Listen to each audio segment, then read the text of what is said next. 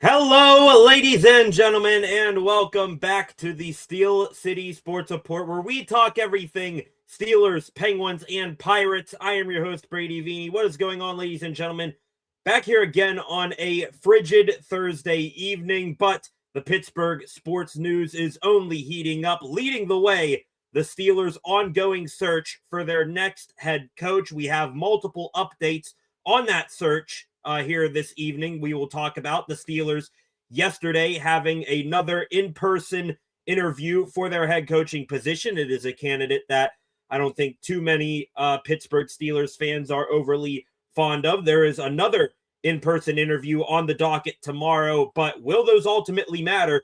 We will discuss here because I think the coaching search for the Steelers could be narrowing down, and many of us may not even be realizing that. What all is going on, the latest reports and rumors surrounding the black and gold search for their next head coach, we will discuss to kick off the show here in a matter of moments. After that, we will get into a little bit of hockey talk. The Pittsburgh Penguins, a late night victory last night over the Calgary Flames, 4-1 in Calgary. They go from one end of the Battle of Alberta to the other tonight, a showdown with the Edmonton Oilers. Second time that these two teams will meet since that big goaltender trade going back a couple of months ago, where Tristan Jarry got shipped off to Edmonton in exchange for Stuart Skinner and some other pieces as well. Of course, it is also Crosby versus McDavid, so it will be very entertaining to watch per usual. After that, we get done talking about the Steelers coaching search for the time being, and the Pittsburgh Penguins. Will get into some extra Pittsburgh sports news, a good bit on all three professional Pittsburgh sports teams to talk about to wrap up the show later this evening. Before we officially get things started off here on this Thursday evening, if you are new here, as normal, please hit that subscribe button on your way in. I believe last checked, we are up to 718 subscribers on the channel, so gaining a subscriber or two or three every single day. That is good to see. Also, if you are new here, turn on notifications so that you never miss a video or live stream here on the channel. Again, like this live stream right now, share this live stream, and in the comments section, any thoughts, questions, or opinions that you may have, get those in there. It could be about anything. The Steelers, the Penguins, the Pirates, just anything on your mind with those three teams. By all means, put that in the comments section. Also, go give the channel a follow at Steel City SR on Facebook, Instagram, and X, and come back a little bit later on tonight for a new edition of SCSR 60. Before we get things going with the latest on the Steelers search for their new head coach, we go to the comment section. Our first commenter of the night, and my apologies if I mistake you for being someone new here. It's Lloyd123. Welcome, Lloyd. Glad to have you here. Please hit subscribe button. I would be so disappointed if Mike McCarthy is our next head coach. He is not the future of this franchise, and I hope to God it isn't a move to try to get Rodgers back for another year. Lloyd, your thoughts and opinion in that comment pretty much reflect mine to a T. Mike McCarthy as our next head coach. I said it yesterday on SCSR 60 because we were not live. It would be a very short-sighted move for the Steelers to make. And honestly, I would like to call a Mike McCarthy hire a far-fetched one, but with the current owner in place, Art Rooney II, he not passing the team off to his more football-inclined son, Danny, yet we've heard Art in his press conference say that why waste a year of your life trying to rebuild when you could go out and try to compete every year. He hates the term rebuild. A McCarthy move would be pretty lateral to just keeping Mike Tomlin altogether. You go from the defensive guy, Mike Tomlin, to an offensive doppelganger of Mike Tomlin in Mike McCarthy. I mean, yeah, he brings some good stuff. I'm not going to completely crap on him here and say he'd be an all the way terrible hire. He will be a Pittsburgh native, and he grew up watching the Pittsburgh Steelers. He knows what the Steelers organization is all about. He will bring an offensive, forward-thinking approach to the team for the first time in literally the franchise's history. All defensive coach hires throughout the Steelers' history. An offensive hire would be something new. But like you said, not the future. He's, 62 years old. It would be at most a 5-year hire, and you're pushing, luck if you go even beyond that. So, yeah, McCarthy, short-term hire, not interested. Also, bringing back Aaron Rodgers, his old quarterback from when those two were in Green Bay together. They won a Super Bowl together. I'm not sure too many people would be interested in a Rodgers return because, you got the most that you could have out of a 42-year-old quarterback. And where did it end up taking you? Back to the same place, a first-round playoff exit, where you've been for the past pushing a decade now. Bringing back Rodgers when he's 43, I think we might have hit the ceiling on that venture right there. So love that comment there, Lloyd. I agree with it for the most part.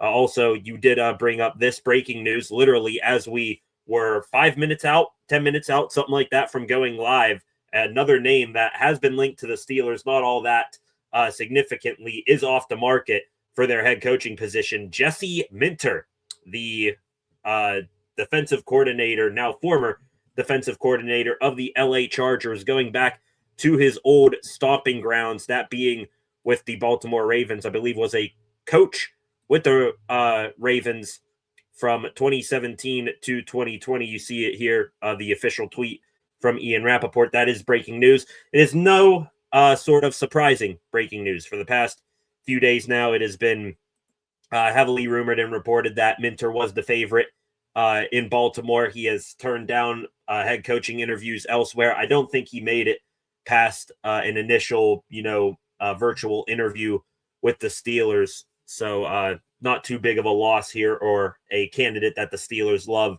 going off the board. Every single candidate that the Steelers have been heavily interested in, they are still available right now with some spots. I believe we're now down to 5 head coaching openings, 6, somewhere in that ballpark range. And it takes an important one off the board too, because the Ravens, Lamar Jackson there. Also, they had Harbaugh there for a while. So if you're a head coaching candidate, you think job security. This now takes that pretty more better looking job opportunity off the boards and moves the Steelers up a peg right now behind the Buffalo Bills and maybe the Las Vegas Raiders. But we shall see. But that is the breaking news to begin the show here today. Jesse Minter, he is now the Baltimore Ravens head coach, and the Steelers will be seeing him twice a year. Another comment in here before we get into the latest on the Steelers head coaching search. Steeler Girl 808, welcome Steeler Girl. Why would the Steelers make that Mike McCarthy and Rodgers move? That is crazy. I sure hope not. Agree with that. Steeler Girl 5 now, I think. Raiders, Steelers, Cardinals, Browns, and Bills. That's what I thought, Lloyd. I thought it was 5. Wasn't sure if it was 5 or if it was 6 with the addition of the Bills. But, I mean, just looking at those head coaching openings now, Lloyd, I mean, the Steelers, the Bills obviously would probably be the favorite still of all the landing, all the coaching jobs because Josh Allen. I mean, maybe the thought or the gravitas of that position got lowered a little bit with Terry Pagula having a press conference for the ages, pretty much saying everything that was at fault with the team was the coaching staff. So, and they gave the general manager, who's very mediocre at his job, an extension. So the Bills, they're probably still number one, in the rankings of these openings right now. I mean, you can argue between the Steelers and the Raiders. Maybe you give a slight edge to the Raiders because they have the number 1 overall pick and are going to be taking Fernando Mendoza. But the Cardinals, and then way below all of them, the Browns, they're well behind the Steelers. So right now, the Steelers, if I had to guess, they probably have 4, maybe 5 guys that they are still deeply in love with as a head coaching candidate. You're pretty much guaranteeing that one of those guys, whether you like it or not, are going to be the Steelers head coach should they want the job. So we're going to get into talking about that right now. Like I said, ladies and gentlemen, the latest on the Steelers head coaching search, recent happenings, including this one that I'll just leave on the screen right now, Jesse Minter becoming the new Ravens head coach. Those are, in my opinion, these recent happenings, narrowing the Steelers list, and we may not even be paying attention to it all that much. The Steelers, since we last spoke, they had a in-person interview with Minnesota Vikings defensive coordinator Brian Flores back on Monday. Yesterday, or I should say, no, wait, it was it Tuesday? No, it was Tuesday. They had Flores in the building, and then yesterday they had Mike McCarthy in the building for an in-person interview. Former Packers and Cowboys head coach McCarthy, he has risen up quite quickly as a favorite for the Steelers job. I won't put him as the favorite, but dare I say, I put him in the top 3, top 4 for the opening. He has, of course, that connection, that relationship with Aaron Rodgers when they were both Packers. They won a Super Bowl together. Multiple Steelers players, most of whom I believe have been wanting Rodgers to return next year. So the Steelers could say, hey, our players want Rodgers back.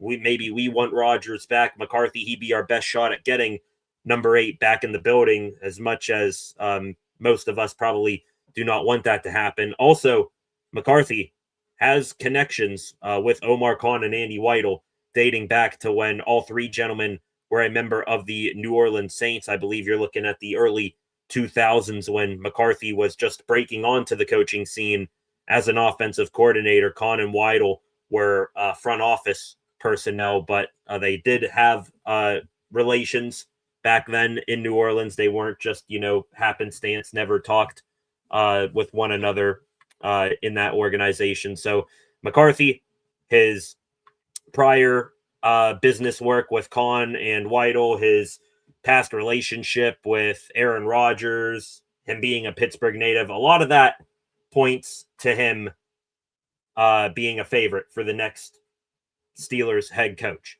However, there are a few things that have come out in the past 24 to 48 hours that maybe push back a little bit on these guys being super favorites for the Steelers. And by that, I mean Flores and McCarthy here. Flores, just under 24 hours ago, he signed a extension with the Minnesota Vikings to continue being their defensive coordinator. Per the reports out there, the announcement of him getting the extension, it did say in every single report that Flores is still a candidate with the Steelers for their head coaching vacancy. But if he does not land the Steelers head coaching job, he will stay in Minnesota. Now, that to me, even though it says on the screen there, hey, he's still up for the Steelers job, taking an extension with the Vikings, I view that, instead of him just covering his ass, I view that as pretty much a subtle surrender. Like, I know I'm on the outside looking in for this head coaching gig. It would have to take these 3 or 4 other guys in front of me to not get the job for me to probably get it. So I might as well secure my place here back with my old team before I move any further with this. So that, take it for what you will. I like to understand and get a feel for what you guys think. Flores taking a extension with the Vikings. Do you think that means he sees the writing on the wall that he's not going to get the job? As for McCarthy, you had this morning on ESPN's Get Up, Dan Orlovsky, who is one of the better ESPN analysts, he went off saying that the Steelers, if they were to hire Mike McCarthy and bring back Aaron Rodgers, they would be back in a same position that they just were, and it would honestly be a worse decision for Pittsburgh. I think we all fall under that category, saying this would be a short-term move and it'd be another kick at the can for an all-in season here, even though the one we just didn't work, and it would push further and further back down the line here, the hard reset that this organization really, really needs. Orlovsky saying the Steelers should not do this. Jerry Dulac responded to that. Now, Dulac, I believe a member of the Pittsburgh Post-Gazette currently, does a whole bunch of other stuff for KDKA.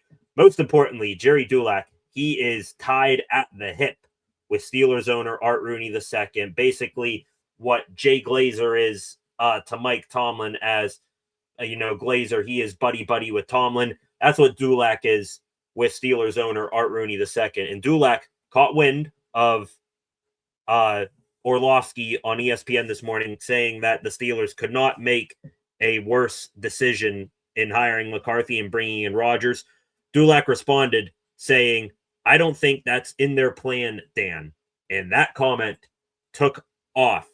That is basically a, different variation of Art Rooney II, a dude speaking for Rooney, tied in, pretty in the know with what the owner is thinking, saying that a McCarthy hire is not in their plans, or he doesn't think so, at least. So I'm going to take that. Dulac, has he hit 100% on these things in the past? No, but after so much, oh my God, McCarthy is going to be the next Steelers head coach over the past 48 hours. Dulac coming in this morning and saying, hey, let's pump the brakes on it a little bit. This is maybe them just getting a feel for what this retread offensive-minded head coach has before they go back to the younger options they like more. Maybe it was just that. I'm hoping that's what Dulac means there, saying that McCarthy is not plan A, plan B, or even plan C in this head coaching cycle right now. So just wanted to bring up those two things. Flores re-signing an extension with the Minnesota Vikings, sort of having that in his back pocket, and one of the more in the know with the Steelers owners' thoughts, reporters out there, Jerry Dulac, saying that he doesn't think hiring McCarthy or bringing back Aaron Rodgers is in their plans. Those, to me, I think narrow the Steelers' head coaching search. And on top of it, we just mentioned, it's still on our screen right now, Jesse Minter.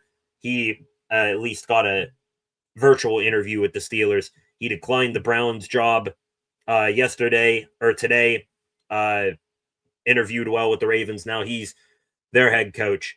That only leaves a handful of guys left available for the Steelers job. I mean, Flores, think he sees the writing on the wall. He's going to stay in Minnesota. Dulac saying that McCarthy is not in the Steelers' plans. Minter going to the Ravens from the Chargers. You've already had the Dolphins fill their spot. The Tennessee Titans, they did so. We mentioned 5 spots remaining. And honestly, these guys that I'm about to mention, they haven't gotten a whole lot of traction elsewhere. Chris Shula, Nate Scheelhaas, Anthony Weaver, those guys, I think, are the top 3 remaining for the Steelers right now. You can argue Minter and McCarthy, Weaver and McCarthy, who would you put over the other here? But things are looking really good for Team Shula and Team Scheelhaas if you're the Steelers. Because, I mean, just going back here, the Cardinals and the Browns, not an attractive offer from either of those squads. I even think Shula might have declined an interview with the Browns. The Raiders, they've been looking more the Clint Kubiak offensive-minded head coach realm, and there's been little mention of Shula or Scheelhaas to them. That leaves here Steelers and the Bills. And the Bills today, their early head coaching interviews are with guys they've had in their building, like Joe Brady and Brian Dable and a couple of other retread head coaches. So right now, the Steelers looking at the, hiring of Minter to the Ravens, some of the other job offers out there, and these little reports from Dulac and Brian Flores extending with the Vikings. Chris Shula, very much looking like he could be in the pilot seat to be the Steelers' new head coach. Now, that could change over the next few days. We do know that the LA Rams have another game to play to go to the Super Bowl. Steelers and the Browns and these other teams, they won't have a chance to interview a Scheelhaas or a Shula until Monday, I believe. But just reading what's out there, just viewing the situation, how can Shula and or Scheelhaas not be favorites to go to the Steelers right now, which I think all of us are loving. I think the Steelers, they absolutely love Shula. He was really the first name that was brought up as a potential for the next Steelers head coaching job. That was even before Tomlin stepped down. And then Jerry Dulac, sticking with him, saying that McCarthy not in the plans for the Steelers. He said that Scheelhaas, for not being a coordinator, only being the Rams passing game coordinator, he said that he blew, Scheelhaas did, he blew the Steelers away during his virtual interview, giving off, quote, Mike Tomlin vibes. So Shieldhouse, Shula, the McVay tree might be planting a seed here or two in Pittsburgh before too long. The only thing we hope that does not put a damper in any of this, we do know that the McVay system does require you to have a lot of coaches in your building. The Steelers notoriously have notoriously not had big coaching staffs. In matter of fact, they've been one of the smaller, if not the smallest, coaching staffs across the NFL over the past few years. So Shula, Shieldhouse, are they going to be able to convince Art Rooney to say, hey, can we bring in as many people as I need so that I can feel comfortable, we can feel comfortable doing our jobs to the best of our ability? I'm hoping Rooney is able to pony up a little bit more cash here, get in the coaching staff, let these guys get set up and do their thing, because an overhaul like this, getting fresh blood in here for the Steelers, some new modern day looks at football, young coaches, especially for a Shieldhouse, maybe being an offensive coordinator, bringing that McVay offense that he is a big component of out there here to Pittsburgh, that would be absolutely huge. So that's the latest on the Steelers head coaching search that I have. The Ravens, they are now off the board, hiring Jesse Minter. Steelers didn't really have all that much interest in him. Dolphins, they hired their guy. Same thing with the Titans. That leaves Cardinals, Browns, Raiders, Bills, Steelers. And with the Steelers, I don't think they have all that much interest in Flores. McCarthy is maybe their plan C, plan D. I'm hoping not their plan B. And the rest of the coaching availabilities out there not being all that connected to the Steelers' top guys, Shula, Shieldhouse, Weaver. Weaver we'll talk about here a little bit. I guess he's really the quiet candidate of the bunch here. Don't know much about Weaver because, down there, Miami, bad year. We do know at least a little bit about Weaver. Used to play for the Baltimore Ravens, so he does know AFC North ball. He's more of a motivator than a X's and O's scheming type of guy. But hey, could he wow the Steelers in an interview and be the new head coach?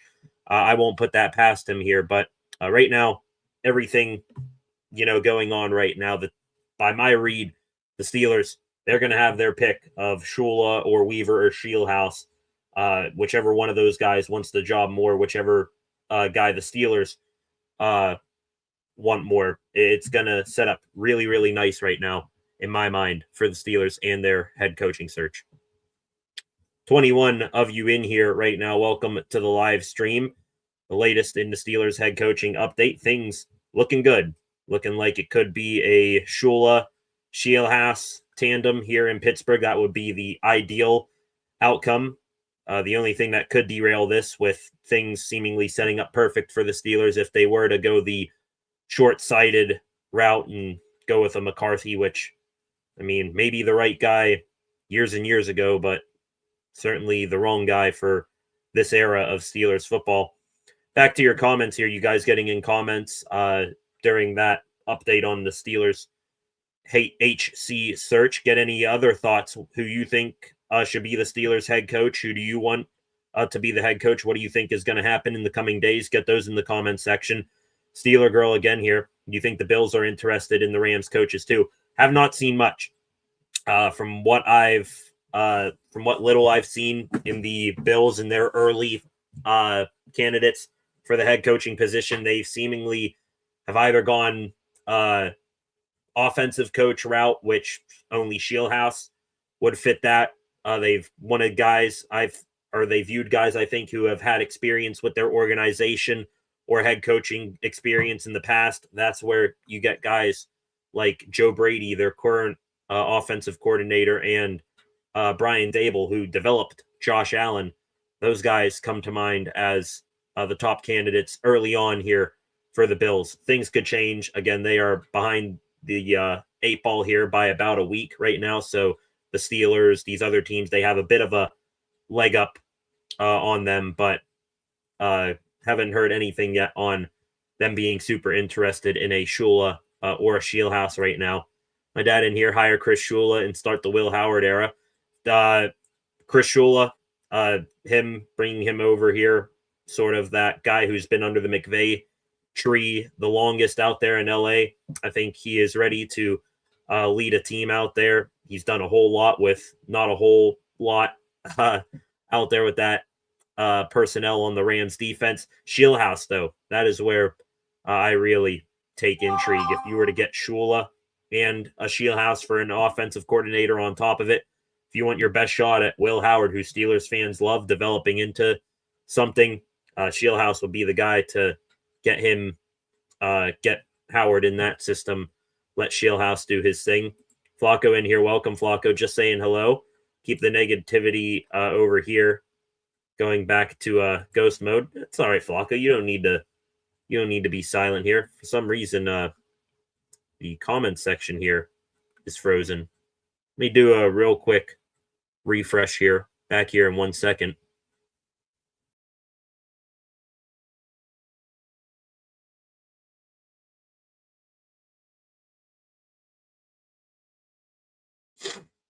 There we go. Testing. Think we're back now in the comments. Also working again here. Yeah, Flacco. I mean, hey, you want to, get some stuff off your chest. We'll talk about it. So no need to ghost mode unless you're doing something. What's going on, Freight Train? Welcome back, Freight Train. Another comment here. Hello. What's the caption say? Talking about that Jesse Minter post of him to the Ravens zeroing in on Chargers DC Jesse Minter to be their new head coach. Minter, a Baltimore assistant from 2017 to 2020, who is now in the building, goes from Jim Harbaugh to replacing John, a highly coveted defensive mind. Minter lands a premium job. If that's what the caption you were talking about was, that's what it is right there. Minter, the new head coach of the Baltimore Ravens. It's Lloyd in here again. We have had 3 top 10 picks since 1989. 1989, 7th overall pick, Tim Worley. 2000, 8th overall pick, Plaxico Burress. In 2019, we traded up to number 10 for Devin Bush. We need a few down years. Wouldn't be the worst thing in the world there, Lloyd. And honestly, that's why, again, I want a Shula or a Shieldhouse thing, because they're going to come here. They're going to want to make their imprint on this organization. It could mean the exile of a few current old contracts on the team. Could be going young, and with youth comes, some growing pains, and that might put the Steelers down a little bit, maybe miss the playoffs, get a lower draft pick, which wouldn't be the worst thing in the world. I mean, especially you could talk about Shula and Shieldhouse. If they come in here, Steelers have a down season, then they, 1 year coaching under their belt, will have the chance to pick whatever quarterback they want next year, not this year in the draft coming up here in a few months, but the draft after that, which should be much better for quarterbacks. Should be there, though. I'm leaving that should be very critically in there. Another comment here. Hope they interview Sean McDermott. He's a defensive mind.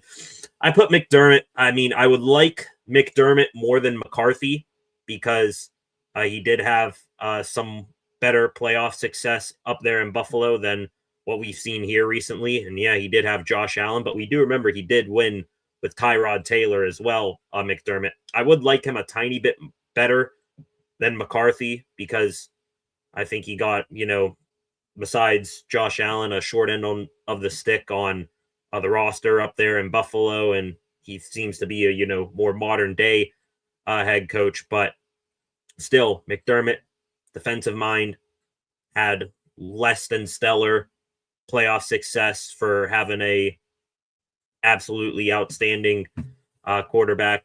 I'd view him more closer to Mike Tomlin than, new up-and-coming coach, Chris Shula type.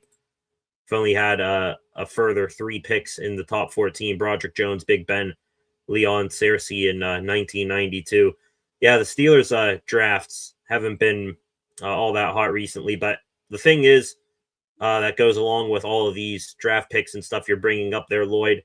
It was the back end of the Kevin Colbert era that most of these came down, and think we all knew Colbert was well past his prime drafting, for the last half decade or so during his tenure as GM. Omar Khan, I think his draft record, at least to begin, has been a little bit better than the back end of the Kevin Colbert era here. Talking about Troy Fautanu, Zach Frazier, Derek Harmon, Nick Herbig, guys, Joey Porter Jr., guys who are going to be a part of your team for a long time here, already looking good. Broderick Jones, not going to cast him off quite yet as a hardcore bust. I mean, he had 1 year experience at the spot where he was supposed to play and was trajecting in a good way before his neck injury last year. Hopefully he'll be able to make a return and show up in a big way and a prove it year next year. Flacco here. I don't want us to tank just for a high draft pick. Well, I mean, what would be the better alternative here, Flacco? McCarthy and Rodgers for a year, another push all in where we go 10-7, something like that, get blown out in the first round of playoffs. I mean, high draft pick. At least it's a kick at the can, and it's something new where this team at least has a shot to get a quarterback of the future or a key piece that could, bring you into Super Bowl contention one day. Rather get the high draft pick than to see this team have another season where they bring Rodgers back. They bring back the old crew that hasn't gotten it done in the past 9 years, year 10. So when it'll finally, click, I'm not going to take that bet there, Flacco, respectively. Al here. Welcome, Al. If they were going to hire Mike McCarthy, wouldn't they have already done it? I think they want to do their due diligence and wait and see what they get from Shula and Shieldhouse when they're available to meet with them again here on Monday after this weekend's game. I do think, even though we're talking about the Steelers head coaching search being narrowed a little bit today, I do think you will get a more clear top three for the Steelers job come Monday here. So maybe they liked McCarthy. There are conflicting reports out there from Dulac and from the Steelers. I personally have Shula 1, Shieldhouse 2, and I'd even go an Anthony Weaver, more younger guy than McCarthy, as my top three right now. Weaver meets with the Steelers tomorrow. Maybe we'll get a little bit more information on that then. Thomas Dowdy in here. Welcome, Thomas. Yo, making another show on my 38th birthday. Happy birthday, Thomas. Everyone in the chats, give Thomas a happy birthday. He's been a very steady contributor and fan here of the channel. So happy birthday, Thomas. Hope you're having a good day. Now let's get a Penguins win and continue our Shula and Shieldhouse combo get. Would love both of those things to happen there, Thomas. Shula and Shieldhouse combo. Shula as the head coach, bring in a young Shieldhouse, let him get his coordinator experience, get the bones of a McVay offense in Pittsburgh here fully implemented. And the Penguins, we're going to talk about them here in a couple of minutes, recap their game last night against the Calgary Flames, also look ahead to their game, which puck will drop here in about 2 hours against the Edmonton Oilers. So glad to have you here, Thomas, on your 38th birthday. Lloyd here. Hayward needs to retire. $14.2 million cap saving. Trade or cut Jonnu Smith, $7 million saved. Queen trade or cut $13.3 million saved. It's crazy to say out of those three, Queen is the most likely to stay. I think he really took up a leadership spot last year at middle linebacker. And compared to what, some other people saying, I thought Queen had a half decent year. Did have some blemishes, but hey, who on this defense, besides Derek Carmen, did not? Hayward, could he retire? I'm going to put that. There was a report or a speculation from one of the Steelers beat writers a couple of weeks ago saying it's more 50-50 right now. I would not doubt that. Hayward has no guaranteed money left on his contract, and we remember his big holdout hullabaloo before and during training camp last year. So if he was, holding out for money then, didn't get it, then what do you think is going to happen this time around when he's going to need to deal with a new head coach? So Hayward would not be surprised. Would not be surprised either way, whether he's in the black and gold next year whether he's somewhere else or retires. I think the easy one there, Lloyd, we can all agree is cutting Jonnu Smith.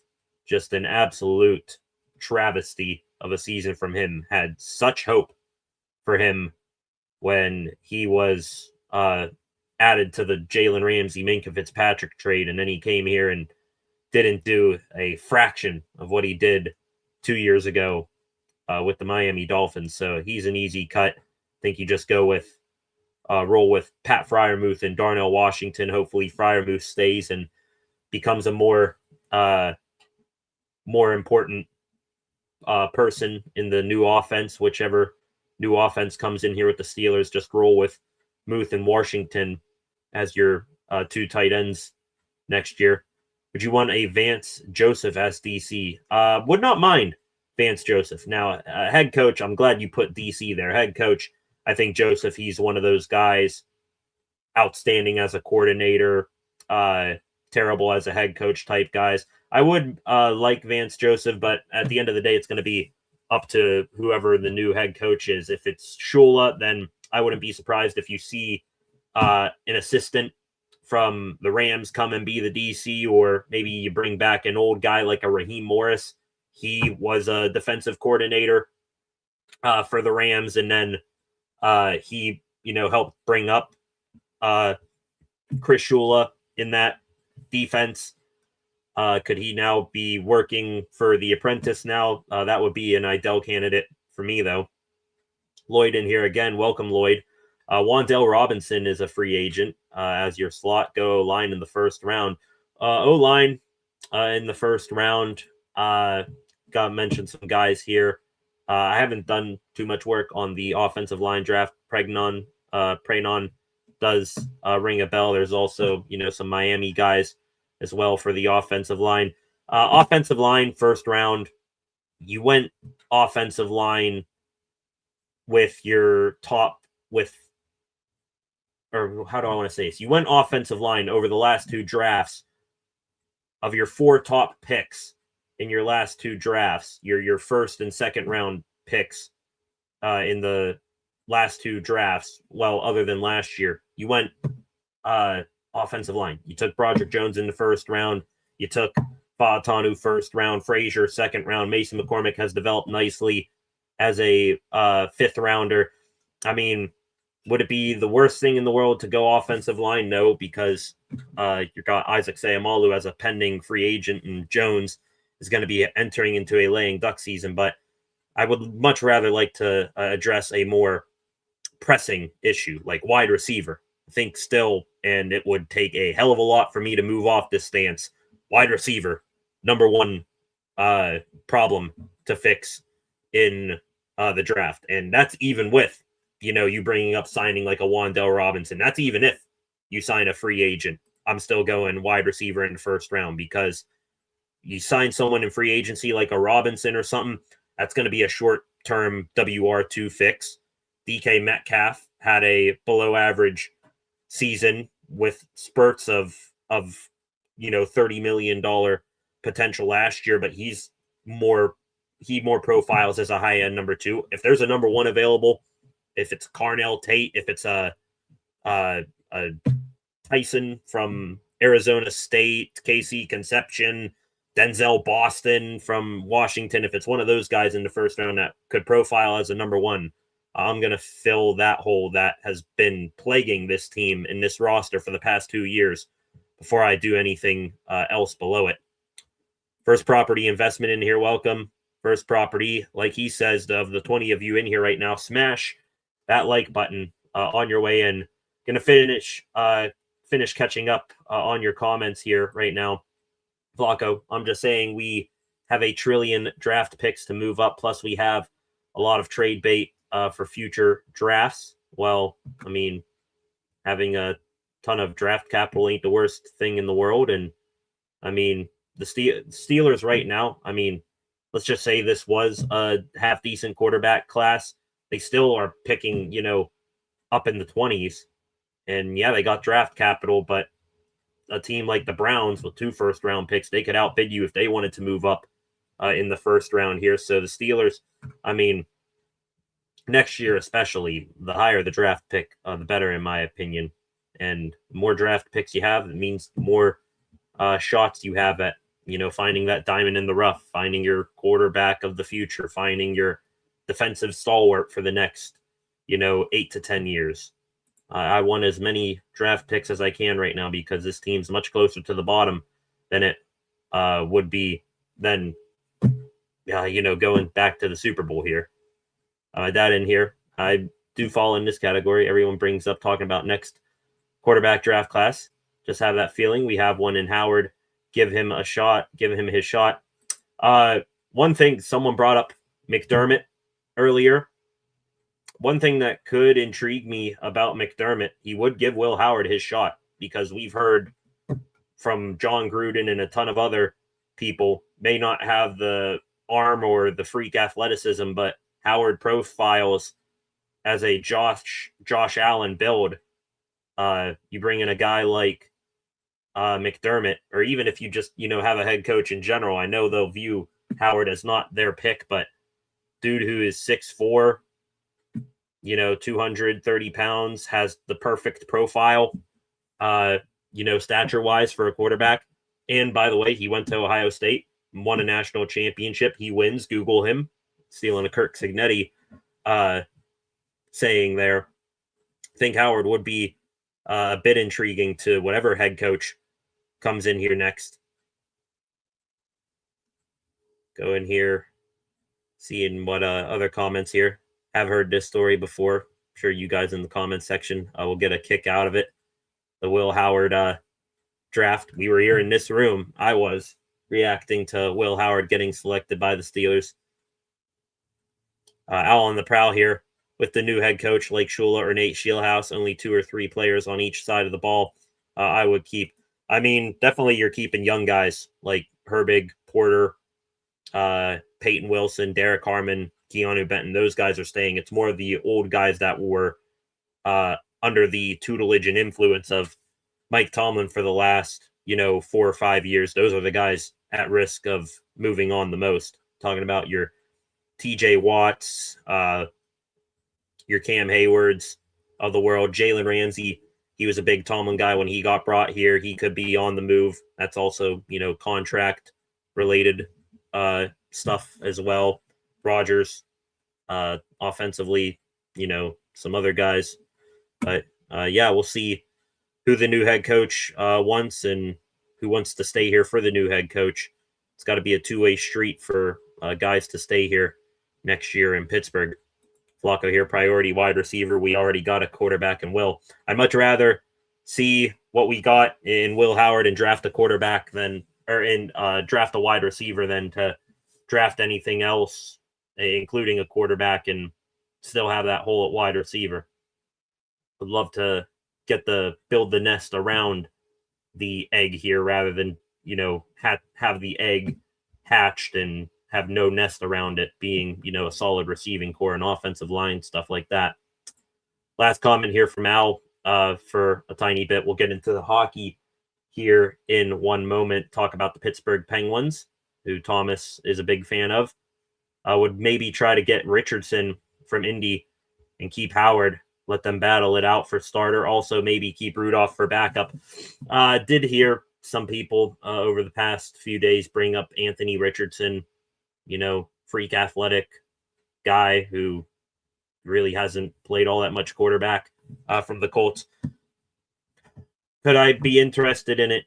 Yes, because the athleticism is there. If you can unlock even a third, a fourth of what he's capable of, you might get a competent quarterback there, but I'm not going to give up any outstanding surplus to get an Anthony Richardson here. Much rather see what we got in Howard first. Also, Rudolph for backup. I'm completely lost in whether Rudolph stays or goes. He could be here, be the starter next year, if the Steelers still have confidence in him, or he could be cut and you make way for a Howard, maybe a quarterback that a Shula or Scheelhaus and then maybe a late round draft pick in this year's draft. But Rudolph, he is who the hell knows what's going to happen with him, kind of like some other guys on this roster. All right, ladies and gentlemen, 20 of you still in here right now, over 45 minutes into the live stream tonight. Want to take our first turn of the evening here and go back to switch gears here, take our first turn, go into some hockey talk for a second, just for a little bit. We do cover the other two professional Pittsburgh sports teams here on this channel, the Penguins and the Pirates. The Penguins, they are, besides the Steelers head coaching search, a big talking point in the city of Pittsburgh right now. The Pens last night, they continue to be on an absolute heater after Christmas, and to begin this 4-game West Coast road trip they are on, they are starting it off 2-0. They took down the Seattle Kraken a few nights ago, and last night, late night 9:30 puck drop against the Calgary Flames, they were able to douse the Inferno too, and they did it without some key characters in the lineup. The Pens last night, no Chris Letang, no Erik Karlsson, so your two top defensemen out last night that elevated the roles for guys like Ryan Shea and Brett Kulak and Parker Wotherspoon. And the Penguins, they fared quite well. Little to no drop off with Letang and Karlsson out of the lineup last night. Stuart Skinner was also in net. Of course, he had many past experiences against the Calgary Flames, having played for the Edmonton Oilers. The Pens last night, Ryan Shea, he was pretty much filling in the Karlsson Letang role as the Pens' top defenseman. He was on the first power play unit. Thought it would be Brett Kulak, but Shea got a big opportunity for himself last night. He contributed to the game's opening goal. Evgeny Malkin, nearing the midway point of the first period, was able to redirect a shot from the point at the high slot, got past Dustin Wolf, goaltender for the Flames. More coming on Malkin, by the way, in the extra Pittsburgh sports news. You're going to want to stick around for that. That was the only goal of the first period. The Pens had a pretty dominating first half of the period, and then Calgary in the last 7 to 8 minutes, they really put their foot on the gas pedal. The Penguins, though, they extended their lead to begin the second period. Igor Chinikov, my apologies. Gotta really get down that it's Igor, not Yegor with him. Igor Chinikov, he continues to do nothing but impress since coming over from Columbus. All of a sudden, thought at the time of the trade, giving up a second and a third round pick for Chinikov was a pretty steep price to pay for a guy who was at odds with his old team and still had potential, but didn't have all that much production to show for that potential. Chinikov, he might be unlocking that goal-scoring touch to his game. Tic-tac-toe passing play with him last night, and his wrist shot, it is otherworldly. Chinikov, a guy who, there's very rare instances around the NHL where you look at a guy's shot and you say, that is a goal scorer shot right there. Chinikov, he has it. His shot is unbelievable. It's off his tape so quick, and it gets by you in a millisecond there. So Chinikov, he made it 2-0 last night. The Flames, they were able to punch through finally with 2.7 seconds left on the clock in the second period last night. They were able, I think, with Nazem Kadri to get one past Stuart Skinner. That made it 2-1 heading into the third period. Maybe the Flames generated a little bit of momentum. You started to worry a little bit. All right, Flames, they get that late goal. Does that carry over to the third period? Are they able to tie up the game? Nope. Penguins, other times this season, they would have crumbled heading into the third period with a lead and the team having momentum. Instead, they stole that momentum right back. Sidney Crosby, 50 seconds into the third period, he makes it 3-1. Crosby, on that goal, surpassed Mario Lemieux for 8th most road points in NHL history at 785.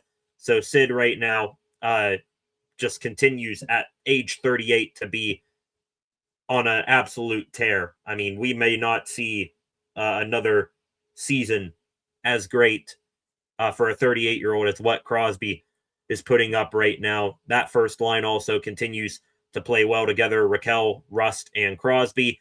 The Pens' final goal of the evening, and the one that pretty much iced it all away, Tommy Novak.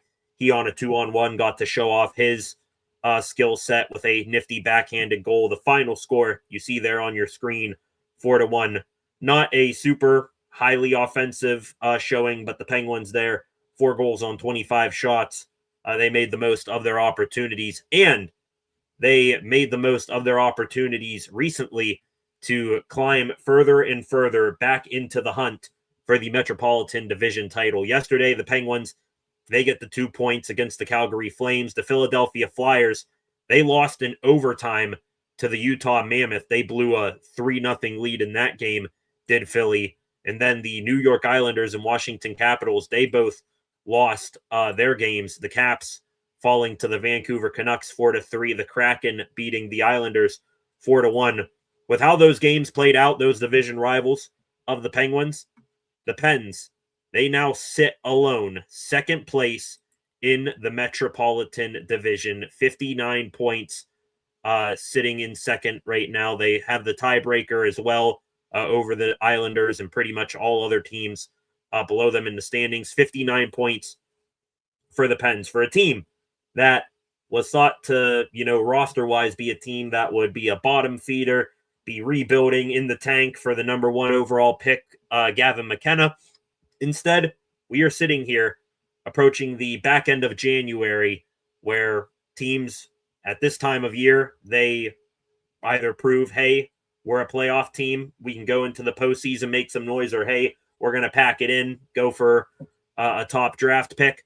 The Penguins now proving that they could not only make the playoffs, but make some noise while they're in there. Outstanding stuff for the black and gold. Also, want to give a shout out. One guy, we talk about how the Pens have been red hot post-Christmas right here. The guy that may be driving this whole thing, and I think he is benefiting greatly from a change of scenery, getting out of that pressure cooker known as Edmonton, Alberta, Canada. Stuart Skinner, since Christmas, 6 wins, a 158 goals against average, a 933 save percentage. He helping the Penguins along with Artur Shilovs, who will be in net tonight for the Pens. Both of those guys, they've been playing outstanding hockey between the pipes. 9-2-2 since Christmas are the Penguins, continuing to roll and bulldoze their way here through January. Few more weeks like this, stretches like this, the Penguins, like I said, could be finding themselves in the driver's seat for a playoff berth, and they make a few moves at the trade deadline. There's one big move that they could make. Jason Robertson, still getting over in recent illness. But yeah, Penguins continue to ride like that. Who's to say where they stop here? They got a nice blend of youth and experience, a nice blend of contributions and production from their all-stars and from guys who have had a lot to prove this season on one-year deals. Good stuff going on for the Pens. Hopefully they continue tonight. Hopefully they get a birthday win for Thomas Dowdy in the comments section. Like I said, coming up here in about an hour and a half, puck drop between the Penguins and the Oilers. Game 3 of 4 on this West Coast road trip for the Pens. I believe they wrap up the West Coast trip on Sunday when they take on the Vancouver Canucks. But the Penguins, 2-0 so far on the trip. Hopefully 3-0 here, looking for a grudge match win against Connor McDavid, Tristan Jarry, and the Edmonton Oilers here tonight. Let's go, Pens. Keep giving them hell, boys. All right, ladies and gentlemen, 16 of you in here right now. Going to get into the extra Pittsburgh sports news here in one moment. Back to the comment section. More happy birthday comments for Thomas in here. Hopefully we're throwing a bit of a party in here for Thomas. Glad to have you here. Thomas Flacco in here with a funny comment before I went into Pens talk there. Rudolph doesn't even know what Rudolph wants. I mean, if you're Rudolph, what do you want? I mean, your longtime head coach just stepped down. Do you want to risk, being liked by the new head coaching staff, or do you just say screw it and go start seeing what other teams will take you around the league as a backup? Maybe the Tennessee Titans take him back as a backup quarterback. I don't know what's in store for Mason Rudolph. Real quick before we get into the extra Pittsburgh sports news, just a quick stroll here through Twitter, seeing if there's any new things going on there. Any new breaking news since we've gone live? Has there been anything like that? The Ravens officially made official, I guess I should say, the hiring of Jesse Minter as head coach. He is back. Is there any sort of terms of this contract, how long it is? Like some head coaches, we did see, the terms of their contract. Some we have not. The head coaching landscape now, an update on that. The Ravens, their new head coach, Jesse Minter. The Atlanta Falcons and New York Giants claiming the two old AFC North coaches, John Harbaugh to the Giants, Kevin Stefanski to the Falcons, Jeff Hafley with the Dolphins, and then the Tennessee Titans, Robert Saleh. That was made official today, even though it was reported yesterday. So Bills, Steelers, Browns, Cardinals, Raiders left for head coaching vacancies. I think you go Bills number one, even though the owner and GM are morons. The Raiders and Steelers, they're battling for the 2 spot, and the Cardinals, they're a hard 4. The Browns, a very hard number 5, as the least intriguing, least sexy head coach opening left out there right now. Again, seeing if there's anything else going on. Tons of Steelers fans on Twitter, kind of like all of us here in real time, celebrating that a new head coaching hire was made and it wasn't Chris Shula or Nate Scheelhaas. Seeing tons and tons of Anthony Weaver stuff out there right now. Again, I do want to reiterate, Weaver interviewing with the Steelers tomorrow. Would I be shocked if he ends up getting the job for the Steelers? Wouldn't be my top option, but no. Weaver seems like the type of guy that the Steelers, they said their top quality that they want in their next head coach is leadership. It seems like Weaver is a leader in spades, the way he talks. If he's able to woo Art Rooney II and Omar Khan, would not be shocked by that. My only question is, and another thing why I love Shula and Scheelhaas over, McCarthy and McDermott and Weaver even.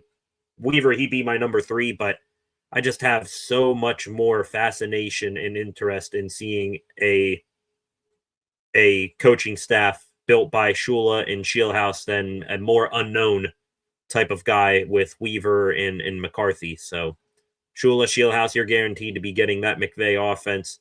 You go somewhere else with like a Weaver or McCarthy, who the hell knows what's going to happen there. This is interesting here. Not going to put much stock into this right now, but this is way outside the box here. Per Brian Baldinger, who's a NFL football analyst, does tons of good stuff. He says the Steelers are very interested in University of Miami head coach Mario Cristobal for their vacant head coaching position. So what you're telling me is that the Steelers, they are looking at the offensive equivalent of Mike Tomlin and Mike McCarthy. They're looking at another defensive equivalent of Mike Tomlin and Sean McDermott. And then they got the college football equivalent of Mike Tomlin and Mario Cristobal, a guy who acquires lots of high-end talent, but his in-game decision-making and stuff like that is absolutely abysmal. No thanks. No thanks, Baldy. I'll bookmark that, and I'll add Mario Cristobal to my list of Steelers candidates, but Yeah, no interest there. No interest there. All right, ladies and gentlemen, I think we are about to begin the back half of the show here with our extra Pittsburgh sports news. Back into Steeler football, and we'll get back to your comments here in one moment. Back to Steelers football. Besides the whole entire coaching staff that Mike Tomlin had employed being gone from the Steelers could be losing even more from their front office. This was reported 2 days ago by Mark Caboli of the Pat McAfee Show. We mentioned it last night on SCSR 60. Go check it out. But this would be a big loss other than a coach for the Steelers. Andy Weidel, assistant general manager, the right-hand man to Omar Khan. He was scheduled to interview. Not sure if the interview has taken place yet or not. He will interview with the Atlanta Falcons for their open general manager position, and haven't heard much of anything beyond that besides that he will be interviewing for that spot. I think he got a few interviews, did Weidel, last offseason for GM spots, and he just feels like he is a GM lying there and wait for someone to pick him up because he is an outstanding component of the Steelers and how they build their roster. For the longest time now, the common viewpoint of the Steelers front office and how they run things, Omar Khan, he's the numbers guy, makes sure that he fits everything he wants to do underneath the cap. Meanwhile, Weidel, he is the more player personnel acquisition side of things here, knows everything there is to know about the draft class and what players to pick up for certain roster holes and stuff like that. So Weidel would be a huge loss for the Steelers if he would go to the Falcons. I don't think, knock on wood here because I don't want him to leave, I don't think he is a super overwhelming favorite for the Falcons position, but I just hope, for the love of God, if the Steelers do wind up losing Weidel, that the 2-3 years now he has been on the job with the black and gold, being a big part of bringing in guys through the draft and free agency, I hope the Steelers, should they lose Weidel, have a contingency plan in place to where it says, all right, we lost the head guy Weidel, but we've had these few guys here that have been working with him that they are ready for an elevation. Or Omar Khan working with Weidel, he's learned a little bit more about draft evaluation and free agent evaluation and stuff like that. He'd be able to pick up some of the slack. Just hoping that the Steelers, that they don't lose Weidel first and foremost, but should they lose Weidel, they are prepared for replacing him. Back into the coaching search here, not too entirely related to the Steelers. Do want to bring up the Cleveland Browns. We mentioned multiple times on stream here tonight how they are the least best option out there for the for head coaching vacancies. The Browns, they did complete 2 days ago a second interview with Todd Monken, their defensive coordinator. Other than that, Todd Monken, their outstanding defensive coordinator. Don't think really anybody wants to go to Miami. Wants to go to Cleveland. We mentioned Jesse Minter. He declined his second interview with the Browns to go join the Ravens.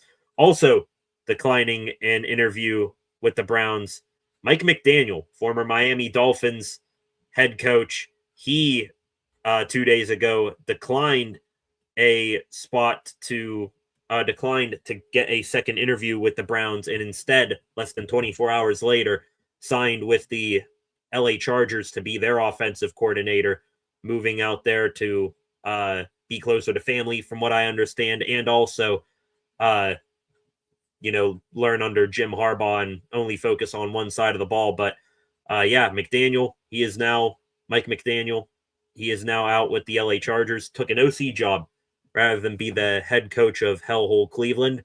Some other things on the docket for Cleveland, maybe in the coming days. We're pretty much paying attention to their head coaching search just as much as the Steelers now that the Ravens are done. The Browns, They had their second interview with Jim Schwartz, their defensive coordinator.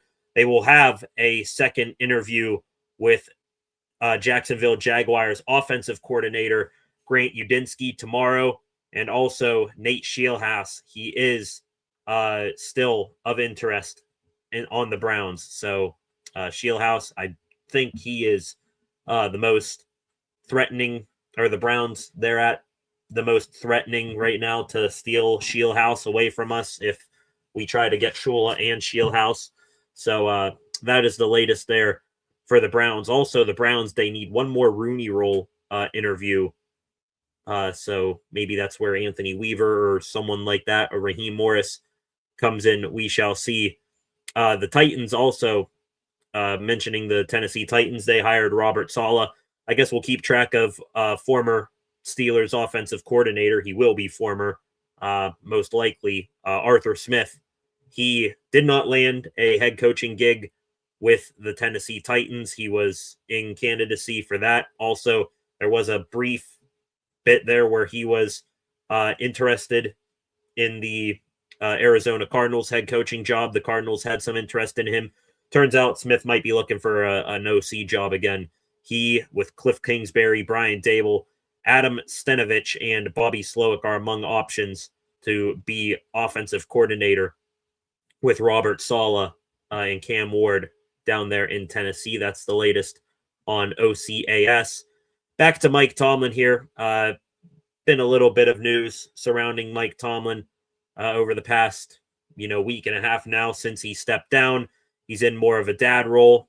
We also heard about that very dramatic and emotional, farewell meeting with all members of his team. Cam Hayward took us a little bit more behind that curtain yesterday on his Not Just Football podcast. Hayward said that Tomlin told him when he resigned that he was just glad that he didn't beat Noel's record.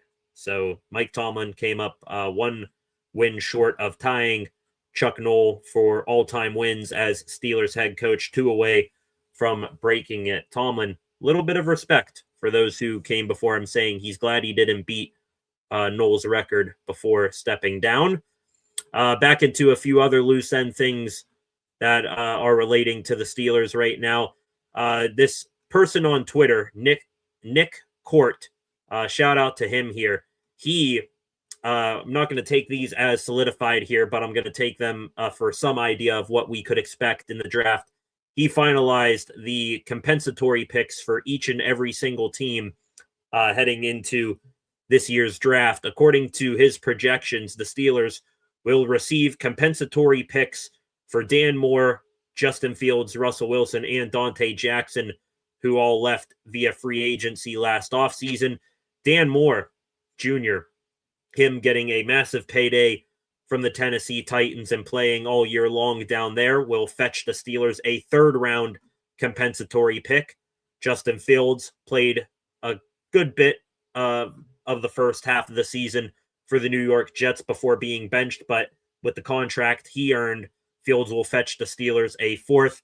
And then Russell Wilson and Dante Jackson. Jackson was just a minor free agent signing for the Chargers. Wilson got benched just like that in New York. Each of those guys will fetch the Steelers a sixth. So 4 compensatory picks for the Steelers in, I believe, this year's draft for the 2026 draft. Moore, Fields, Wilson, Jackson will get a third, a fourth, and 2 sixths for the Steelers in the draft. One way the Steelers could use those draft picks, like I said, could be to acquire a wide receiver. Mel Kiper, ESPN's top draft analyst, in his latest mock draft, had the Steelers taking a wide receiver in the first round, and it is a guy I mentioned passing by here earlier tonight. Wouldn't mind getting him another big body, deep downfield threat. Denzel Boston, wide receiver out of Washington, had an outstanding year for the Huskies, and the Huskies had a little bit of a drop off from, where they once were, being national championship contenders, but Boston is legit. One guy who the Steelers probably will not be able to take a look at in the draft, Trinidad Chambliss, another quarterback scheduled to go in this year's draft could be going back to college. Chambliss right now going through a whole bunch of legal BS that I don't really care all that much to get into, trying to get one more year of eligibility and return to Ole Miss. That original request was denied, but now there's some sort of injunction that could be granted by a Mississippi court that could allow him to play in 2026. Who knows? But anybody who had Trinidad Chambliss, who had an outstanding year with Ole Miss, on their board for Steelers quarterback possibilities in this year's draft, might want to start erasing him off.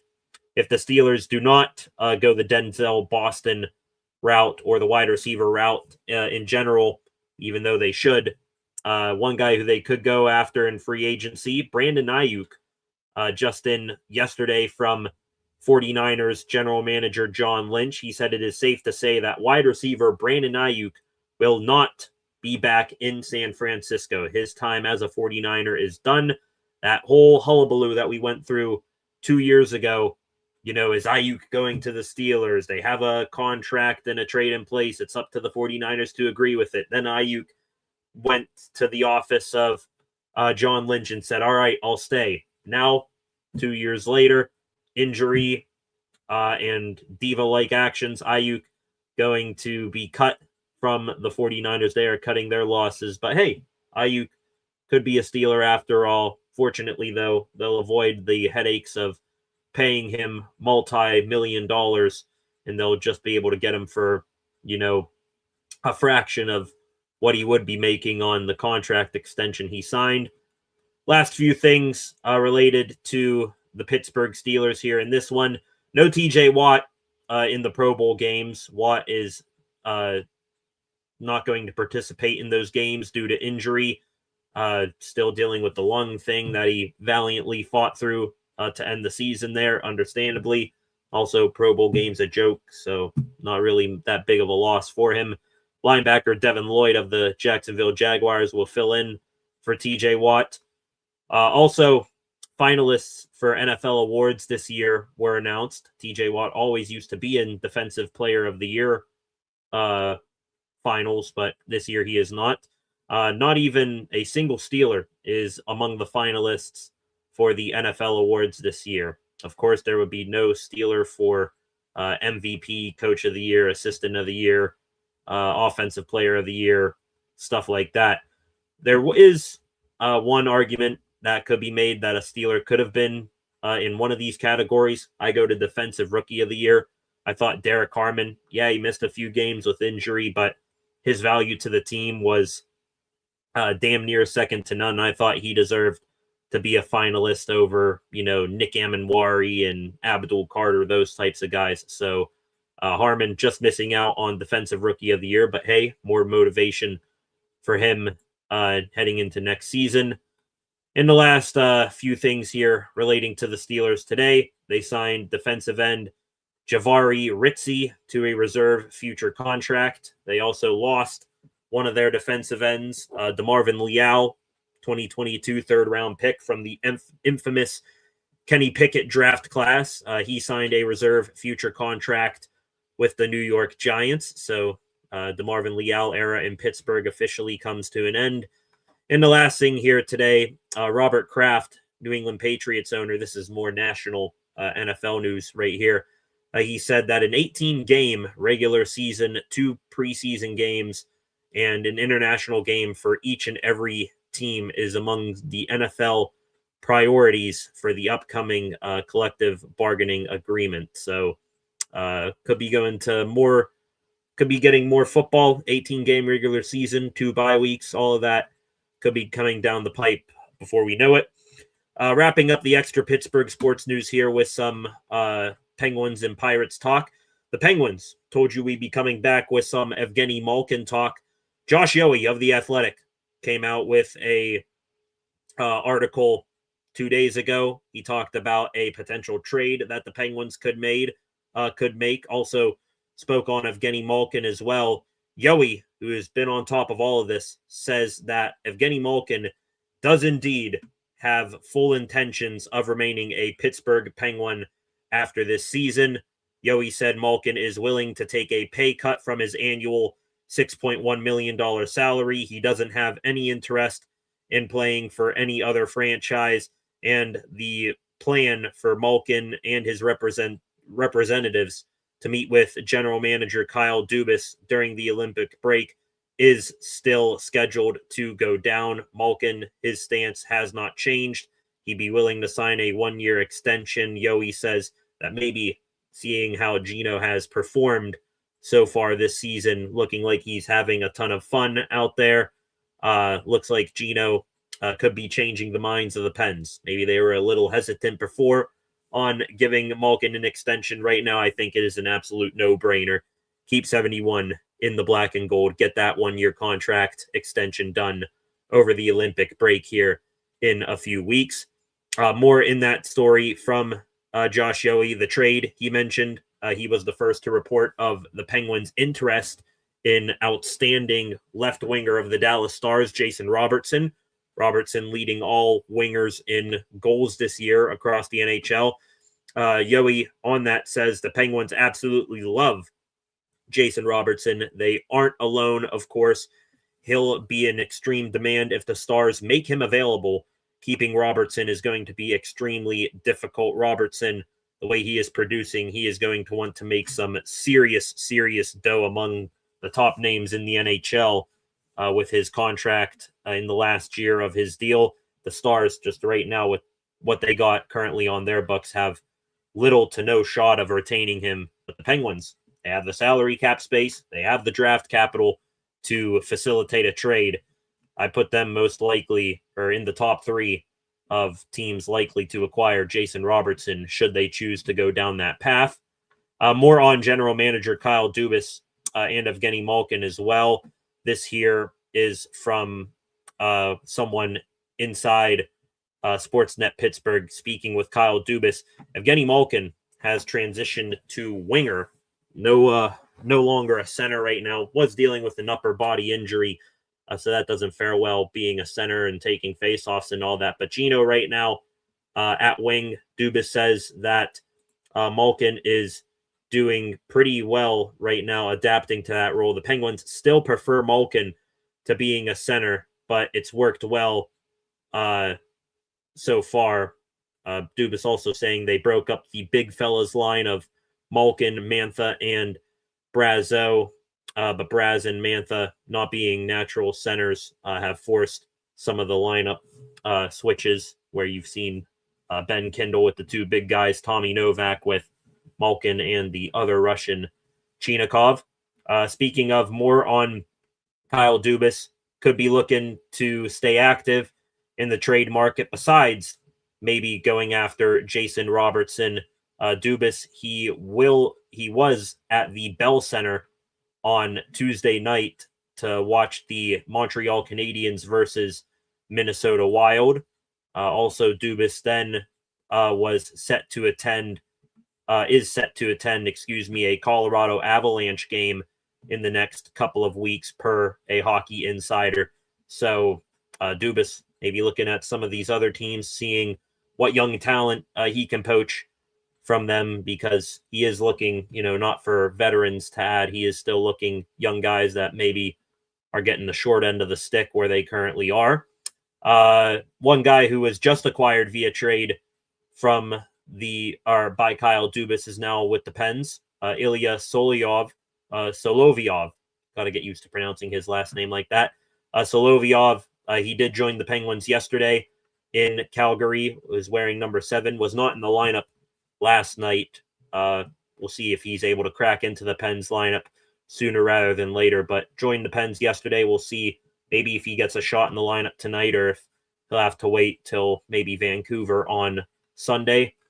The last few things here with the Pens, you had The Athletic do a top 40 leaders in sports survey. They surveyed over 100 people. Sidney Crosby made the list, though should be way higher here.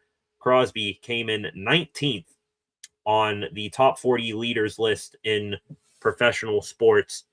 Sid, understandably behind a few guys here, some of the bigger names in the sports world, Andy Reid, head coach of the Chiefs, Steph Curry of the Golden State Warriors, stuff like that. But Mike Tomlin as well.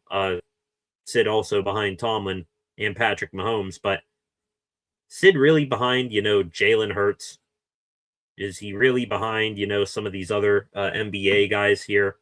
I think hockey is a sport where you need leadership in abundance, and Sid has been the consummate leader and professional throughout throughout his career in hockey without any sort of blight or blemish on his leadership resume here. So didn't understand him being all the way down at 19. A guy who will be age 19, or he might have been 19 here. That is Ben Kindle, rookie teenager for the Penguins. He, cool thing yesterday, received a U18 gold medal while in Calgary from his old teammates. He won the U18 Men's World Championship in 2025 as a part of Team Canada. He got his gold medal today from Hockey Canada. Also, some of Kindle's old junior team teammates were in Calgary last night to cheer him on. That's pretty cool. Wrapping up here, ladies and gentlemen, with a few things in baseball. Some Pittsburgh Pirates news. We're grasping on to whatever little bit we can get from them. This interesting here from Jason Mackey of the Pittsburgh Post-Gazette. Mackey down in Florida was able to sit down with Paul Skeens and get a few words with him a few days ago. And Mackey in this got a different side of Paul Skeens than what we've been used to. Mackey said in one of his quotes that Paul Skeens hates that this offseason for the Pittsburgh Pirates is being considered urgent. He said in the story here, Mackey, from, quote, "I hate the word urgency," Skeens said. "I hate relying on other people. I've seen it in press conferences, and I'm not criticizing anybody, but I hate the word urgency because it's like, oh, there's urgency this offseason. What the F have we been doing this last however many off seasons?" Skeens also says he believes in the Pirates, that they have the talent and resources to win. So Skeens happy that the Bucks are doing a little bit more this offseason, bringing in Brandon Lau, Ryan O'Hearn, hopefully another big third baseman here in the coming days, but doesn't like that this is being described as an urgent offseason for the Buccos. I mean, I know you don't like it, but the Pirates maybe are showing a little bit of urgency. New MLB CBA coming up. They are notoriously a cheap organization trying to wash away that stigma, trying to capitalize on winning in the Paul Skeens window here. Maybe I hope, and this is probably a delusional take from me here on this. I hope maybe Skeens is saying, I hate the word urgency because it shouldn't be different from any other offseason. Maybe he's saying like, I'm going to be here for a little while. Maybe it's shouldn't be viewed as urgent because I'm going to be here for a while. But nonetheless, interesting quote there from Skeens shows that he still has a very furious fire to win here. Just hoping that the Pirates do right by him and don't piss him off. One way that the Pirates could go even further all in on competing with Paul Skeens this year, it is reaching nut up or shut up time for general manager Ben Cherington and the Pirates front office. They just saw their backup plan at third base, Yoan Moncada of the LA Angels. He re-signed with the Angels, a 1-year, $4 million deal yesterday. The Pirates, Red Sox, Blue Jays were among the teams in on Yoan Moncada. I assume those same teams are now in on really the last free agent at third base worthwhile, which is Eugenio Suarez. He has been my number one guy to go after this offseason for the Pirates. He is still there, and his bat is still waiting to be immediately put in to this Pirates lineup. And now the Bucks, Moncada, he's been reported as a guy the Bucks were looking at, probably their fallback plan. He's gone now. Suarez or bust. Maybe there's a trade that the Bucks could pull off, but a trade won't be as easy as, just saying, hey, let's get Suarez and bring him in here. So hopefully the Pirates are able to get that Suarez deal done here soon. Some other teams were solidifying their rosters with big paydays over the past week or so. Suarez would be a perfect fit for the Buccos, despite what some MLB insiders say. Speaking of the Pirates, if they were to get Suarez, it would be a big boost in morale and fan excitement for Pirates Fest this weekend here. Pirates Fest, 2-day, I think, or 1-day sort of Pittsburgh Pirate Palooza at a local convention center. The Bucks had a schedule released yesterday or 2 days ago of the autograph signings sessions throughout Pirates Fest. In the morning, Brian Reynolds will headline the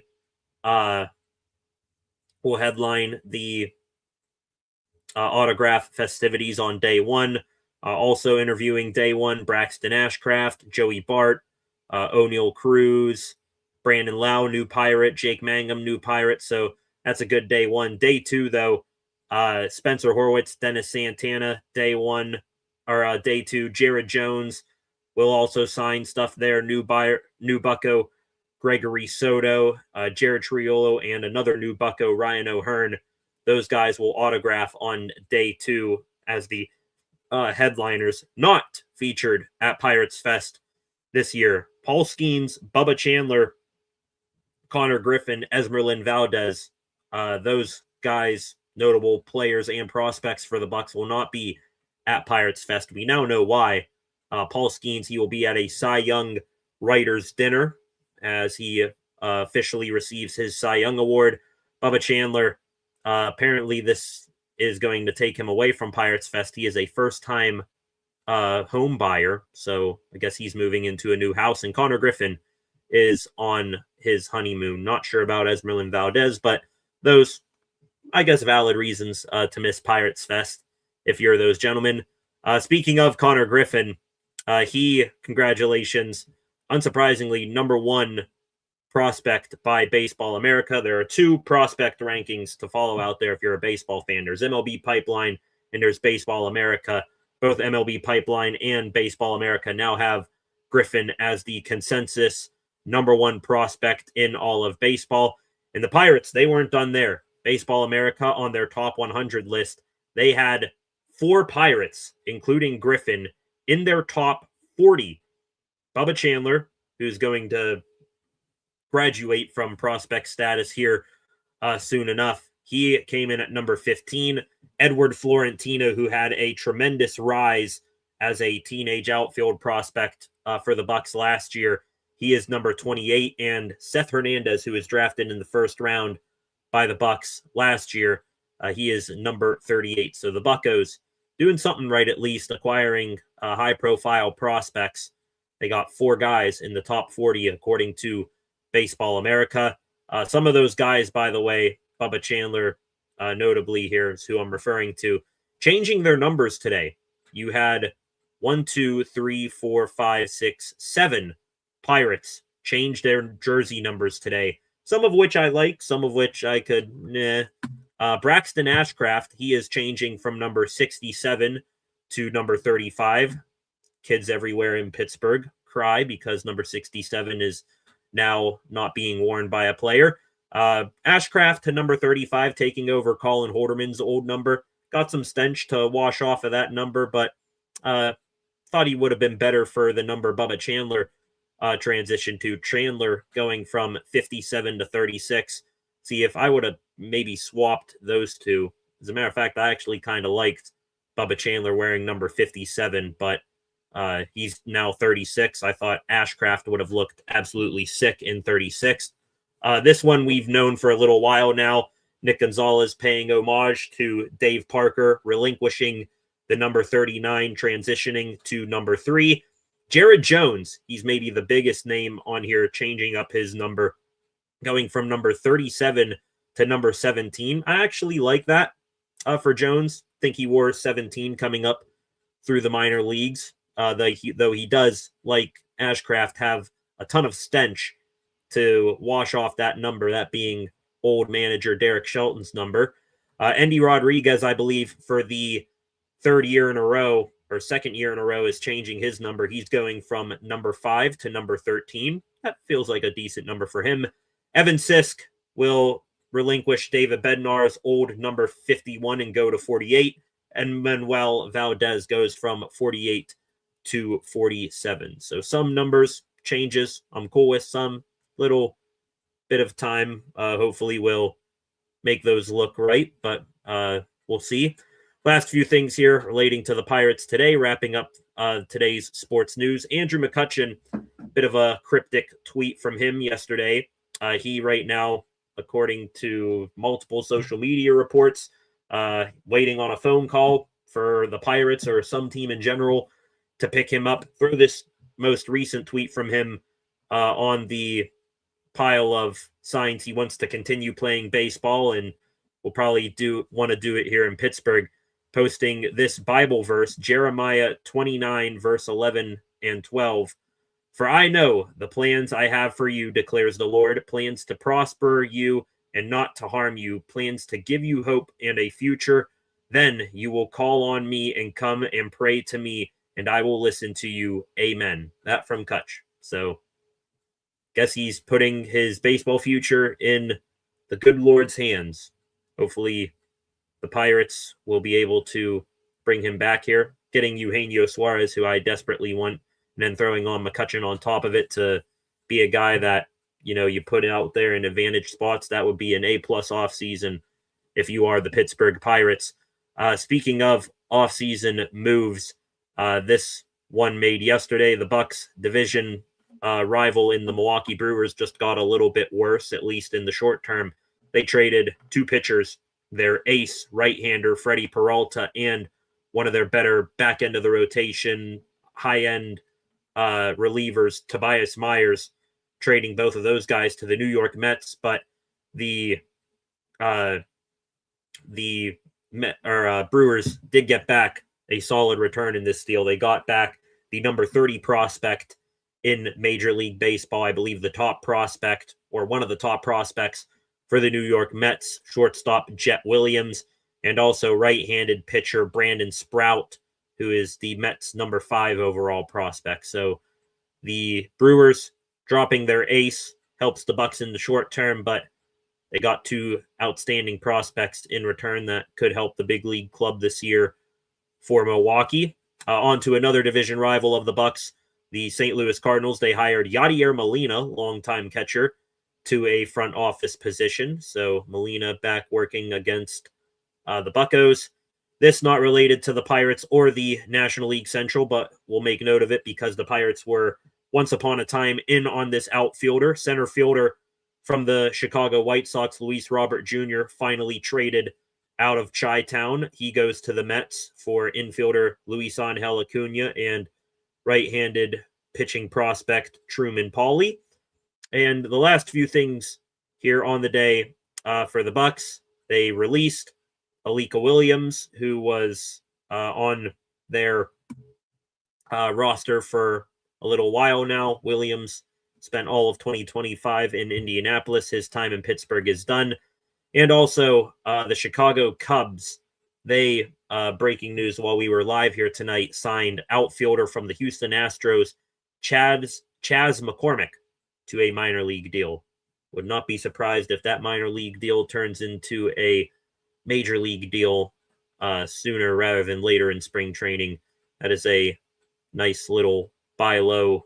See if you can get him, back to playing how he was. Get for the Cubs, who, of course, watched Kyle Tucker and Cody Bellinger walk out the door and go to the Yankees and the Dodgers. And I think that just about does it here for the news tonight, ladies and gentlemen. Real quick, want to go back to the comment section. You guys getting in some comments while we were doing that extra Pittsburgh sports news. Got THP in the comment section. I see this one here, Cronenberg. Welcome, Cronenberg. Why would we cut Cam Hayward? $14 million cap hit. He isn't bad for a defensive tackle who is just ranked as the number 1 DT in the NFL. They're not going to cut Cam, but could Cam want to leave that would not be shocking in the slightest bit. No guaranteed money left on his contract. Lost his only head coach he's known in the NFL, Mike Tomlin.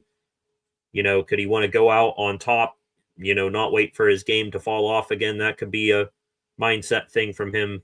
I would love to have Cam back, just not putting a return to the Steelers at anywhere close to 100% certainty. THP here in the comments section. Problem for the Steelers. They're the same team every year that isn't winning a Super Bowl. That should be the goal. Assemble a Super Bowl capable roster. At least change up the roster so that eventually you can get back to a Super Bowl capable roster. Not saying you should, go out all in and build a Super Bowl capable roster this offseason, but some moves like maybe moving on from older guys could, help you get back to building a Super Bowl capable roster. Remember, the Steelers always built their teams through the draft. Time to get back to their roots maybe a little bit there.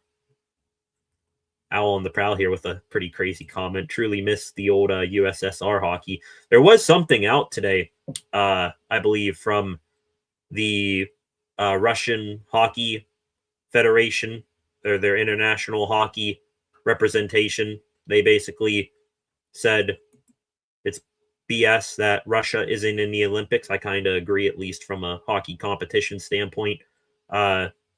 It's BS with the whole political landscape that Russia isn't in the Olympics for hockey, and that the whole ability to protect the Russian hockey players is overblown, stuff like that. So I will miss Evgeny Malkin. Would have been nice to see him in the Olympics one more time, because seriously doubt he's going to come back 4 years from now and play for Team Russia in the Olympics again. But hey, looking bright side, at least Malkin is going to be rested and ready to go for the last half push of the season for the Penguins. Freight train here. What if Skeens doesn't bail for $750 million? What if he is okay with $150 million? I mean, would I put it past Skeens, the person, to take a little bit of a discount to prove that you can win here in Pittsburgh? I think he could do that. He is that type of person, that type of competitor. But I always come back to it when I get my hopes up thinking Skeens is going to be here long term, that he has the most money-hungry, blood-sucking agent in baseball, Scott Boras, as his agent. Boras is in for top dollar and nothing else. And I hope Skeens doesn't fall to his ways, saying, "Oh, just go to the Dodgers, go to the Yankees, go to the Mets, blow this small city that is lower than whale crap, and just go to a super team." I hope Skeens is better than that. Remember when Yohan Moncada was the number one prospect in all of baseball and a potential superstar? Yeah. And I remember when he was, good with the Chicago White Sox. I mean, Moncada, he was a highly sought after talent like 4 years ago. Hopefully the Pirates are able to go above and beyond him this time around. You got THP in here, who's also a noted Dallas Stars fan. Stars needed to trade Tyler Seguin last year, but he got hurt in early December. He's making $10 million a year. That's why Robo doesn't have an extension. Yeah, that Seguin contract is really holding you down. Aren't you guys also, can't remember if, he's doing the 1 year after another 1 year extension thing right now. Don't you guys pay Jamie Benn a pretty penny as well? I mean, yeah, those contracts, very tough for you to get out from underneath of and be able to pay Jason Roberts and keep him. But hey, you wanted to go get the big shiny new toy Mikko Rantanen, pay him, $12 million a year? Now you're going to need to suffer the consequences a little bit here. We'll take Jason Roberts and we'll take good care of him. He could be the guy that pushes this team over the top. What if Skeens wants statues of himself in front of PNC Park? I'm hoping that drives him more than money. I mean, he's going to be making tons of money with, advertisements and promotions and stuff like that. Also, his girlfriend, Livy Dunn, she's making a nice chunk of dough, so money shouldn't be the I'm hoping wouldn't be the end-all be-all for Skeens when it comes to where he plays. Looking here, a couple of other comments here. THP just think to be in the top 10 or 11, the Pirates would have to spend another $100 million. Yeah, I mean, to even sniff that. But still, looking at a payroll below $100 million this upcoming season. Only Eugenio Suarez signing would take the Bucks above 100 mil. Salary cap and floor in baseball needs to come, and it needs to come in a hurry here, boys. Comment here from my dad, my pops. Skeens, hopefully will be the Sidney Crosby of baseball. Talent-wise, he will be. Hopefully, I know what you're getting at there. Hopefully it means the guy who stays here in Pittsburgh forever. Do not see that anymore, that type of loyalty and one hat, one jersey guys in baseball. Those are becoming a thing of the past. Hopefully Skeens is able to buck that trend. All right, ladies and gentlemen, I think we are just about wrapping up here. You guys getting tons and tons of frustrations in here about the Pirates. Please keep them coming. Love it. Feed off of that. Nutting would have to take a pay cut to spend. Nutting would have to sell the team if the Pirates are going to spend. Mark Cuban, Pat McAfee. Let's get every single popular Yinzer, Noda Man, Joe Manganiello. Trying to think of some other guys. Let's get all of them together. All the Yinzers who have made money and get them to sell the team. Ben signed a 1-year deal for like $2 or $3 million. So his big boy contract stuff. That's what I thought. So just wasn't sure. Yeah. Also, you guys paid Ottinger.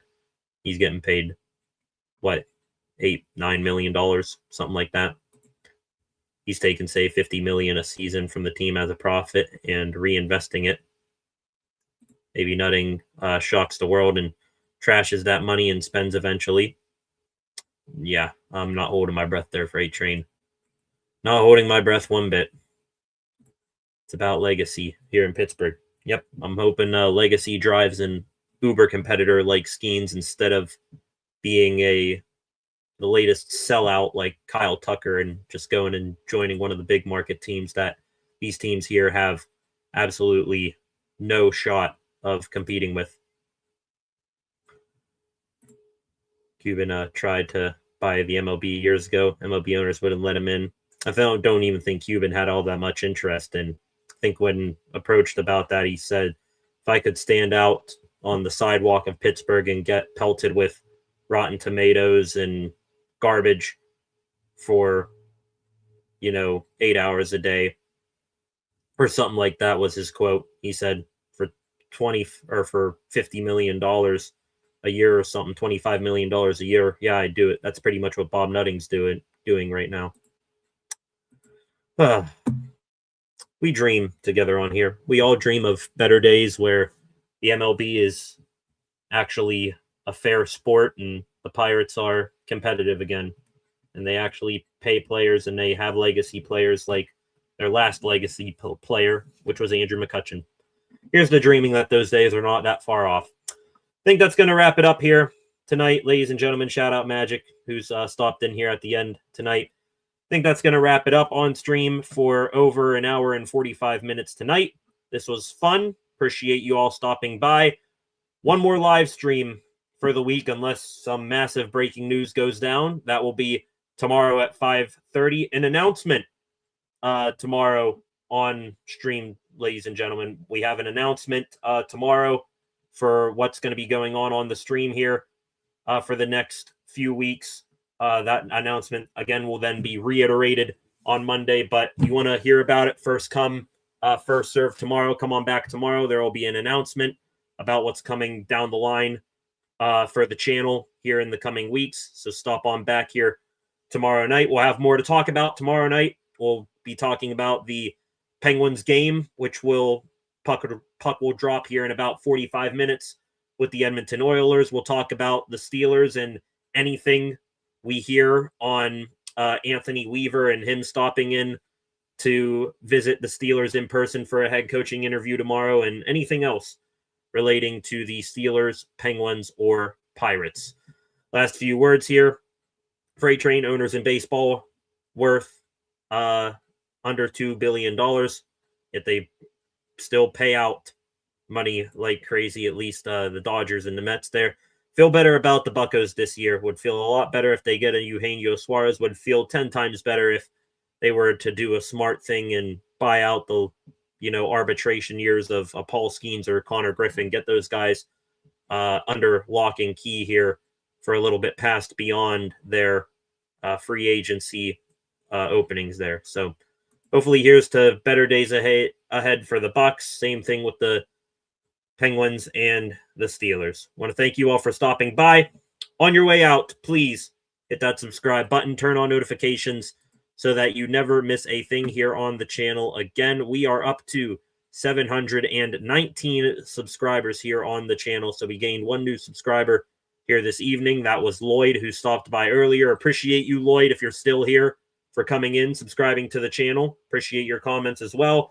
Also, like this live stream, share this live stream after the fact, after we're off the air here. Leave a comment in the comment section. Can drop you a like, leave you a response comment as well. Go give the channel a follow at Steel City SR on Facebook, Instagram, and X, and come back a little bit later on tonight for SCSR 60. Thank you all very much for stopping by tonight. This was fun. We covered a lot of ground.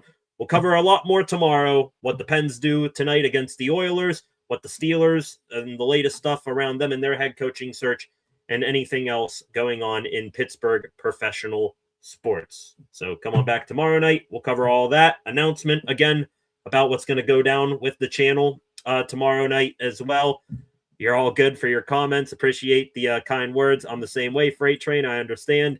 Appreciate all the love and support, guys. As always, coming back here tomorrow night to break down even more Pittsburgh sports news. Have a good rest of your Thursday night. Let's go Pens. See if they can get another dub tonight. Another dub for Thomas's birthday. Come on, Pens. Stay hot. Here we go. Back here tomorrow night. Peace.